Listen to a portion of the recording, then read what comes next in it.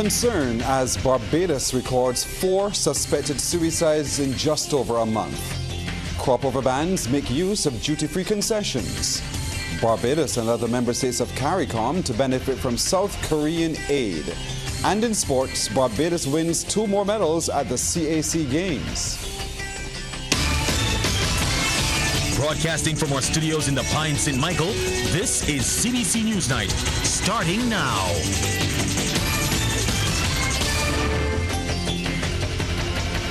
Good evening, I'm Pearson Bowen. Barbados has recorded 4 cases in which the individuals are suspected of taking their own lives in just over a month, 38 days to be precise if you count back to May the 29th. The latest occurred today at 2nd Avenue, Grisette, St. Michael, where a 22-year-old man was found hanging from a tree in the yard of his residence. The family was too distraught to speak to our photographer, but a neighbor who didn't want to be identified offered this observation about the young man. He was, from my observation, it was somebody that seems to be a very quiet individual. Several times I passed and I was like, good night, good evening, he will respond. But he was not somebody that seems to be very vocal. He was always inside. Well, the statistics are beginning to cause some concern in the country. Joining us live now to examine what might be driving young Barbadians to take such desperate action is clinical psychologist, the Reverend Dr. Marcus Lashley. Dr. Lashley, good afternoon to you. Good afternoon. Now, the question on most people's minds naturally is, what's going on? Can you answer that? No one can answer that definitively without the proper research. But what we do know is that suicide is largely a turning of anger inward. And while we don't know the specifics of each of the cases, we do know that generally speaking, there are so many factors that drive people towards suicide. And it's a very complex experience. And first of all, my heart goes out to those who are impacted. And by that I mean not just the relatives, but also the many co-workers and friends and associates. And so communities are impacted when someone dies in this way. And it's never about the individual. And so everyone wants to know, how do we spot the signs? Because for one person, happiness, depression itself can look like happiness. So how do we spot the signs that one of our loved ones is actually depressed to the point of wanting to take their own life? Okay. I think it's important to note, first of all, any changes that occur in behavior. And people tend to operate in a fairly standard way on an everyday basis. But if the person who is normally happy goes sad, or who is kind of level, as we say in Barbadian terms, then goes very, very happy, or in terms of behavior is very exuberant, then we know that change has occurred. And the first task is, what has changed? And then begin to engage the person about what's going on with their life, what's happening with their relationships, get a sense of what things are on their mind and that may be of concern. We hear oftentimes that those who are struggling to cope go quiet and silent, and so that level of communication often does not occur. So what can the person who is affected by the person who has that depression, state of depression, how can they intervene so that it does not reach the stage that we're hearing more so now? Okay. I think that in our culture, certainly in this community, unlike many international communities, we are really a lot more connected than we believe or sometimes think. We have associations through clubs and through social groups and sporting activities, of course.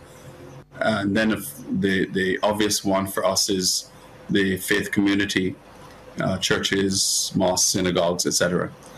And whether male or female, I think it's going to be important, if you cannot address the issue by yourself, that maybe a team intervention, having a conversation with the persons who are closest to the individual, then they can intervene and begin a first step.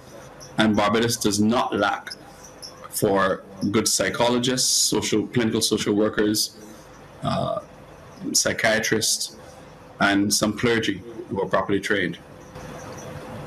If we can save one tonight, what's your best advice to anyone who might be contemplating tonight? What we do know is that when one person dies, it tends to embolden those who are contemplating it.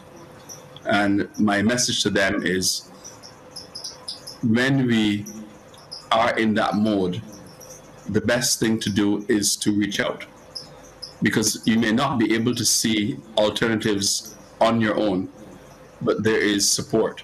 We have lots of trained professionals who are able to assist and make a difference, but above all, to help you to see alternatives. The Reverend Dr. Marcus Lashley, clinical psychologist, we thank you so much for joining us tonight. In other news, the Minister of State in the Attorney General's office with responsibility for crime prevention, Corey Lane, suggests there's a general understanding among Barbadians of the work being undertaken in the crime fight. Amid the naysayers, he says a lot of Barbadians are happy with the improvements.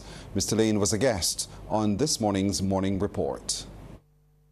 I believe a lot of Barbadians are happy with what they're seeing. They used to see 3 murders a week, 3 murders in a weekend, and they recognize that there's a significant improvement and we have some more work to do. The low minority, the 3 persons or the 10 persons, you have to now look and see where they're coming from. And I know that they know that the work is being done as well. So that's why I say they believe that we're going to celebrate the well-wishers. So many people reach out and say, I see a difference, you're doing a good job, keep it up, and I pass it on to the team. Because if the team only listens to the distractors and the criticism, they will be daunted and they will not be able to work. A number of crop-over bands have been making use of the duty-free concessions to cut the cost of importing costume supplies. That's according to Senior Business Development Officer with the National Cultural Foundation, Andre Hoyt. He was speaking during a media event to announce Pace Digital as the digital payment partner for the 2023 Crop-Over Festival. We've had quite a number of the bands access that concession, where they get the duty waive on the import of those raw materials. So that has been going pretty smoothly. Most people will have started earlier in the year as well with their application for their duty-free license, and obviously with their items coming in as early as in February. So I can say that we have more than 10 bands who've actually accessed that to date, and we haven't had any complaints with that process as yet.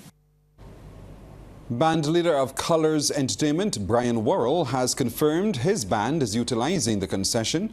He, however, notes shipping continues to be a challenge with importing some supplies.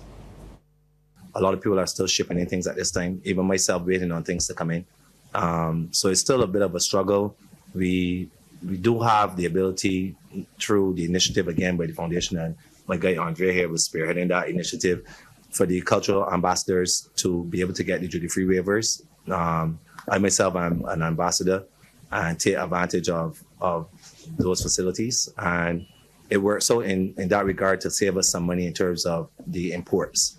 Like I said, we constantly will be going back asking for things to be a little smoother because we still experience some challenges with customs and things from time to time, and try to get the process to be a little bit faster. But I would still say that we are still managing. Well, as we mentioned, Pace Digital has partnered with the National Cultural Foundation for this year's festival. Chief Executive Officer Alison Brown-Ellis explains that under the agreement, Pace Digital card holders will have a secure way to pay for costumes and tickets for all major events. This affords patrons the opportunity to enjoy ease of doing business when accessing trusted platforms such as the Pace Digital mobile app. Our goal for this season is to empower our customers. From the comfort of your home or while on the go, the Pace Digital and NCF partnership will allow customers the option to pay for their event tickets using the Pace Digital mobile app and having their tickets emailed directly to them to allow for digital download. A blind Barbadian model who lives in New York has been doing her part to give back to the blind and deaf community here. Annalie Bowen-Smith, who hosted the Not My Eyes fashion showcase with 22 blind and visually impaired males and females in April, donated a check to the Barbados Association for the Blind and Deaf this morning. Each year what we do is we raise funds through with the fashion show, and depending on the organization that we pick, we will grant them a check, present them a check to their organization to help out those who lack resources and sources for the visually impaired and blind organizations. And the president of the Barbados Association for the Blind and Deaf, Elviston Maloney, welcomed the funds, noting the money will go a long way. Again, because we are in a inverted commas small community, I'm hoping that as we go by the contributions from such organizations as what's your name again, the organization? Not My Eyes. Not My Eyes will help to inspire us as individuals and inspire our society to see that persons with disabilities do have worth and can make a meaningful contribution to society as well as to their own personal development. The Senate debated and passed the Airport Service Charge Amendment Bill 2023. In her contribution, Energy Minister Senator Lisa Cummins hailed it as a significant step in improving intra-regional travel. This is significant, Mr. President, because it is meant to ensure that the partners that you have heard, the Honourable Minister with responsibility for tourism in the other place speaking about, that this is meant to stimulate the work that they have been doing with the regional partners, in particular Air Antilles, Inter-Caribbean, and also Caribbean Airlines, working in tandem with the officials from the Ministry of Tourism. So, Mr. President, this is the measure in summary. However, Independent Senator Dr. Chelston Brathwaite questioned what will happen to the measure after the specified dates. What happens next? What is the next step? What is the next proposal? Where are the elements of continuity, revision, or evaluation? In other words, is it proposed that after this period of initial experimentation, we will evaluate the policy to determine whether it has been successful or not? And if so, what then would be the next step? We'll take a break here, but coming up, we'll tell you from where Caricom could be getting some funding. An incident at the Grantley Adams International Airport resulted in an aircraft being grounded and searched by police. Confirmation of this from airport officials and the Barbados Police Service. Police Commissioner Richard Boyce provided some details. The Barbados Police Service received a report of an incident at Grantley Adams International Airport where there was a security breach. We responded to that report. Persons from my department, trained persons, responded to the situation. Now we conducted searches at the airport, also including where a plane was searched, and because of that, we are currently continuing to investigate the matter. We are looking at the situations, and our main task now is to make sure we look after the safety and security of all persons who were involved in that incident. The airport's Chief Executive Officer, Hadley Bourne, said the affected passengers are being taken care of by the airline. He thanks the police, the Barbados Fire Service and others involved in the response to the incident. Barbados and other member states of CARICOM stand to benefit as South Korea announces an increase in its contribution to the Korea-CARICOM Cooperation Fund. Prime Minister Han Duck-soo says the increase will be made next year. He told CARICOM that South Korea is committed to building long-term and sustainable cooperation. Korea will deepen cooperation in areas such as climate change, marine environment, food security, and renewable energy, both in public and private sectors in the years ahead. To demonstrate our unwavering commitments to CARICOM, I am pleased to announce that we will increase our contribution to the Korea CARICOM Cooperation Fund fivefold next year. Before concluding,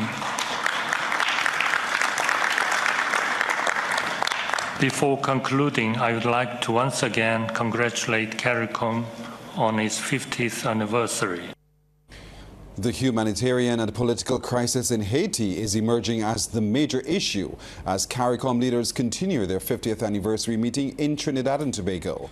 Among the issues is the role of Prime Minister Ariel Henry in the consultative process towards finding a solution. Some leaders believe that Henry is a hindrance to the resolution. Others feel that he is the best link, while others yet have resorted to diplomatic speak. From Port of Spain, Peter Richard brings us the latest. Prime Minister of Antigua and Barbuda, Gaston Brown, did not resort to diplomatic language, saying Henry should step aside and be seen as an honest broker in the resolution of the crisis. Well, this is a delicate issue. And I believe that the current Prime Minister, Ariel Henry, he has a significant role to play. I believe the time has come for him to be magnanimous and to indicate publicly to the Haitian people that he and others in his government will not be contesting the elections whenever they're called. He has said so privately, but I believe that it should be said openly to the Haitian people. And I'm of the view that if Henry takes that position, then he can become an honest broker. The Bahamas is one of Haiti's closest neighbors geographically, and Prime Minister Philip Davis, as the immediate past chairman of the CARICOM, participated in talks in Jamaica where the Haitian stakeholders met in June to discuss a solution. Davis says the issues are complex. Some of the issues are entrenched in personality, and those personalities are entrenched in their views, and the question of giving and taking we've not reached there yet, but what has been achieved is, I think, the lines have been drawn and we know what the issues are to be able to now try to bridge those issues. St. Vincent and the Grenadines Prime Minister Dr. Ralph Gonsalves is CARICOM's longest-serving head of government and has been dealing with the Haitian issues for over 2 decades. Since in the Bahamas, Henry has said, point blank in an answer to a question to me, and then I pulled Justin Trudeau, who was there, said, hear what the Prime Minister is saying. He said that he's not running, and nobody in his government would be running for the office of Prime Minister or President or any such office in any elections. The UN Secretary General Antonio Guterres has suggested that the international community agree to send a multinational security force to stabilize the situation in Haiti. This is one of the issues that regional leaders are expected to discuss as they wrap up their deliberations. U.S. Secretary of State Anthony Blinken has met with regional leaders as CARICOM marks its 50th anniversary. You hear more in this report. The United States on Wednesday demonstrated its commitment to CARICOM by sending its most senior diplomat to meet with regional leaders as the bloc celebrated its 50th anniversary. Anthony Blinken noted that the founding fathers of CARICOM made the deliberate decision to call it a community. And it's a word that recognizes that to fulfill people's hopes, to meet their needs, countries across the region have to work together, and every member has to do their part. I think that's never been more true than it is today, not only for CARICOM members, but also for the United States. Blinken's delegation also included the minority leader in the U.S. Congress, Hakeem Jeffries, and Blinken restated Washington's commitment to helping the region to deal with some of the most pressing issues, including the impact of climate change. I was with President Biden and Vice President Harris when they heard directly from our Caribbean friends at the Summit of the Americas. We've heard you since then in the joint action committees that we created on climate, on energy security, on food security, on access to finance. And we hear you every day through our diplomatic posts throughout the region. And I think what we've heard underscored that to solve some of the biggest challenges facing our people, we simply have to work together and work together more effectively. CARICOM Chairman Dominica's Prime Minister Roosevelt Skerritt outlined what CARICOM sees as some of the major issues affecting the region. We welcome the opportunity of your visit, which serves to strengthen our mutual desire to continue working closely to find solutions for the issues of great significance to the Caribbean, which will come before Congress. I speak more specifically to, one, the political and humanitarian crisis in Haiti. Two, the challenges posed by the loss of correspondent banking, which continues to be a priority for the region. Three, the dire issues of climate change, which for many of our member states has become one of survival. And four, the growing small arms trade, which is infiltrating our small societies. We look forward to your support for the requisite legislation necessary to address the threats posed to our financial systems and ability to trade by the loss of correspondent banking. In other news now, past and present employees of the Caribbean Broadcasting Corporation yesterday joined family and friends to bid farewell to former CBC staffer Claudette Babb. A funeral service was held at the Church of the Nazarene at Collymore Rock, St. Michael. Ms. Babb, who died last month at the age of 76, joined the CBC as a clerical officer in the sales department in the early 1970s. She was soon promoted to the Director of Radio Advertising. In a tribute, her friend of more than 50 years and former head of radio here at the CBC, Win Callender, recalled her dedication to ensuring the corporation made money. Some of her ideas might have been outside the comfort zone of some producers, who, in spite of the fact that she would insist that these programs were sponsored, they found a multiplicity of reasons why it could not be produced. Claudette would not give it. She would call the program manager and say that the program was sponsored and it had to go on air, because if it did not go on air, we would lose money, and we wanted that money to pay salaries. Ms. Babb was also fondly remembered for her involvement in the Prison Fellowship of Barbados, the Barbados Public Workers Cooperative Credit Union, and as a deaconess and Sunday school teacher with the Tower of Power Ministries. Mr. Callender recalled her generosity extended to people she knew and even some she did not know. Her involvement in Prison Fellowship Barbados was just another demonstration of her commitment to help those who were less fortunate. After retirement from CBC, Claudette, who for years was on the credit committee of the credit union, joined the staff at the credit union on a part-time basis. And what was significant about this is that she donated her entire salary to another organization with which she was affiliated. Time for us to check out the sports now with this pretty girl, Anne-Marie Burke. Anne-Marie, good evening to you.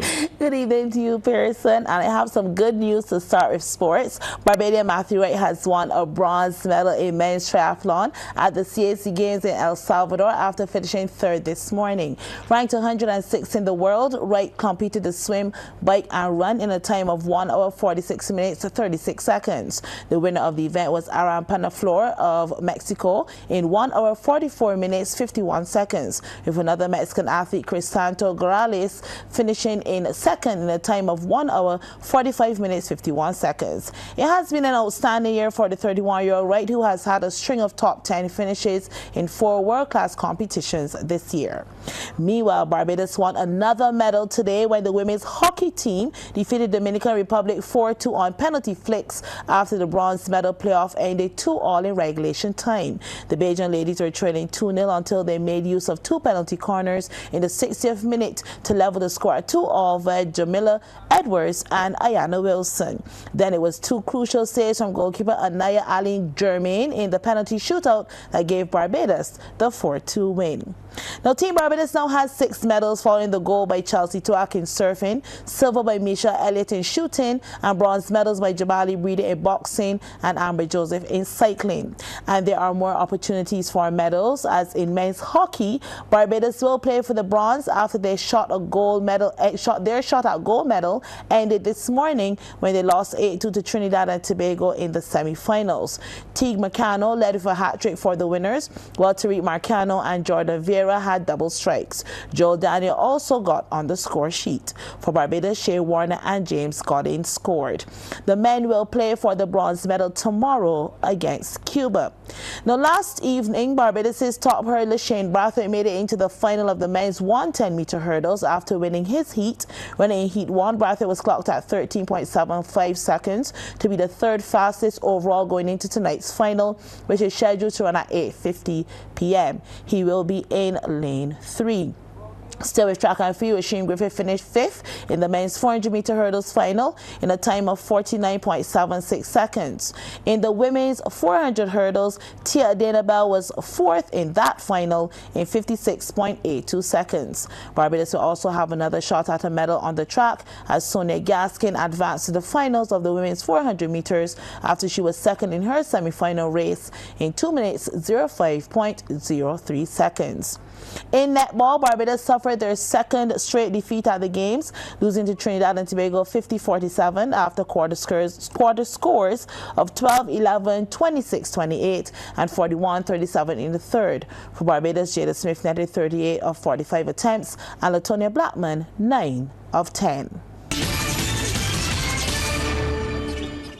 In business tonight, Barbados, through amendments to the Duties, Taxes and Other Payment Exemptions Bill, is not only working to ensure it manages government's revenue, but applying and implementing the recommendations of the technical study and report of the International Monetary Fund. Minister of Energy and Leader of Government Business, Senator Lisa Cummins, says the legislation continues the process of updating Barbados' fiscal management and fiscal oversight processes. It simply aims to improve the processes for the granting of exemptions to individuals, businesses and agencies from the payment of duties, taxes and other imposts. Now, in summary, where is this coming from, aside from us having our own homegrown approach to treating the fiscal affairs of the country? We have been, as a consequence, Mr. President, receiving and conducting a series of studies on how Barbados' finances are being managed and how the administration of our financial system is being treated to. And so in 2022, there was a technical study which was undertaken by the IMF, and they prepared what is described as a technical report which looked at the development of exemption control capacity. What did the government need to do in order to ensure that there was a capacity to improve these processes? Meanwhile, one government senator believes the time has come for all sporting disciplines here in the island to move to the professional level. He also believes the National Insurance Scheme should recognize sports as a career. Senator Gregory Nichols made the call during his contribution in the Senate on the Green Paper on the National Sports Policy. Right now, sir, our national insurance legislation does not recognize sports persons as employees. They cannot make contributions because our NIS is not set up to acknowledge that they are gainfully employed. You go and do that there, and when you come back, when you get dropped, you find a job. And I saw that, sir, as a young lawyer when the West Indies vice captain, good friend of mine, Sherwin Campbell, got dropped from the West Indies team after a poor tour in Australia. He was in the registry working the next week. So the West Indies vice captain is a legal clerk. Once again, here's Anne-Marie Burke. Now, last night we reported that Harrison College won both the girls and boys titles in the school's Under-16 Volleyball League competition. Having showed the girls' final last night, here's a look at the boys, where College triumphed 23-25, 19-25, 15-13 over Christchurch Foundation. One more team stood in the way of Christchurch Foundation and the Under-16 volleyball crown, Harrison College, and they did not come out to play, sending the signal from early that it was business time. With the girls already having secured their title, the College boys meant that they would make it a double victory, but Foundation, unbeaten all season, would not let that happen so easily. This rally proved just how competitive a game it was, but again, College was on the winning end as Jaden Smith takes the dink. And pretty quickly, it was a lopsided game. And then the Churchill boys came to the party. The double block is actually an out-of-court call. Foundation is on the board. But just when they looked to get in the groove, College once again applied the pressure. But this was a tit for tat, so Foundation has the serve. College digs deep to keep the ball in play. The free pass goes back to the Churchill boys, and they set it up. Jordan Thomas comes up big. Foundation leading the charge, initially not setting up as should, so they gift the free pass. College now looking to make it work in their favor, but that won't be the case as Nathan Otley dinks. The College boys are actually at set point, 24-18, but Foundation will make them wait a little longer and work really hard as Thomas again looking to kill it, but it's saved. College can only manage to pass it back, and then watches Thomas switches things up and leaves the mid-court in shambles. We have a game on our hands. But College was able to finally close it out as the ball is knocked out of court. The first set ends at 25-22 in their favor. The second will see the script flip as Foundation returned to the court on a mission, and Thomas kept his game tight. The College boys steered the ship in the first. It was Foundation boys who dominated the second. From the power serves to saving plays, the power shifted to their hands, and the College boys were now on the back foot. But that's not to say they didn't have shining moments. If determination was reflected in sporting play, this was it. And time again, at the end of it was Humphrey. But despite the heroics, this was where we were going to a third and final decisive set. College into the net. Foundation take the second set at 25-19. First team to 15 wins are not the start Foundation wanted. But sure enough, they will correct that crucial error. Thomas, I call him the Foundation MVP. Remember, the girls' side was already in Crumpton Street. The boys won't pass up adding theirs. And when the Carrie Farnham went for a simple pass, instead he gained a point. Still as close as it gets. Nice floating serve, picked up nicely too, and it's back in the College court. Can they make it count? Dominic drew attempts, but it's saved. So Foundation are all no into the net, just not the time for the errors. Still a 1-point game, and inching closer to that needed 15. Every point from here on counts. Nicely delivered by Kai White. Not getting organized, Foundation get possession again. White runs cross court to keep it in play, and then when College gets it back, they come up short. And you couldn't want it any tighter than this. So who would triumph? Foundation of the serve. College send it back over to them. All hands on deck to keep the ball alive. And again, another free pass. Would College get it this time? Oh no, saved again by the Foundation side. This is what sports is all about. So who would finally break? Foundation. Thomas just did not get a hand to it effectively.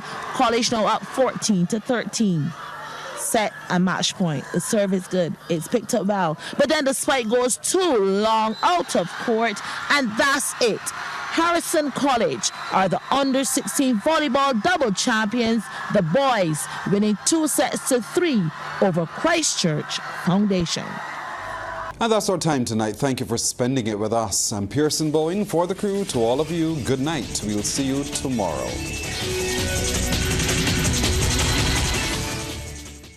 Thanks for visiting us. Now, if you want to see more stories like this one, like and subscribe to our YouTube channel. And you can always go to cbc.bb for the latest news and current affairs.